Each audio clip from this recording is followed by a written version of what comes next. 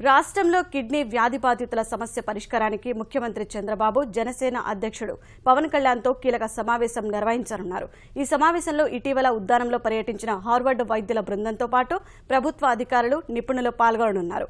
చంద్రబాబు పవన్ భేటీ రాజకీయంగానూ చర్చనీయాంశంగా మారింది. కిడ్నీ వ్యాధి బాధితుల సమస్య పరిష్కారానికి రాష్ట్ర ప్రభుత్వంతో జనసేన అధ్యక్షుడు పవన్ కళ్యాణ్ చేయి కలపనున్నారు. అమరావతి సచివాలయంలో ముఖ్యమంత్రి చంద్రబాబుతో జనసేన అధ్యక్షుడు పవన్ కళ్యాణ్ సమావేశం కానున్నారు.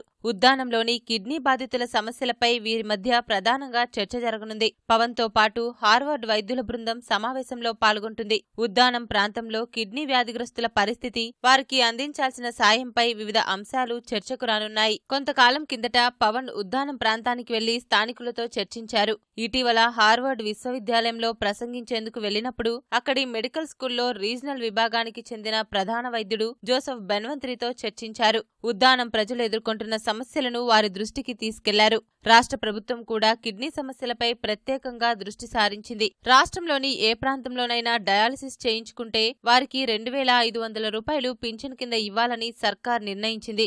ఏటా ఇందుకు 12 కోట్ల రూపాయల వరకు ఖర్చు అవుతుందని సర్కార్ ఇప్పటికే ఓ అంచనాకు వచ్చింది. దాదాపు 15 కోట్ల రూపాయల వ్యయంతో శ్రీకాకుళంలో కిడ్నీ వ్యాధుల పరిశోధనా సంస్థ ఏర్పాటు ప్రతిపాదనకు కూడా మంత్రివర్గం ఆమోదం తెలిపింది.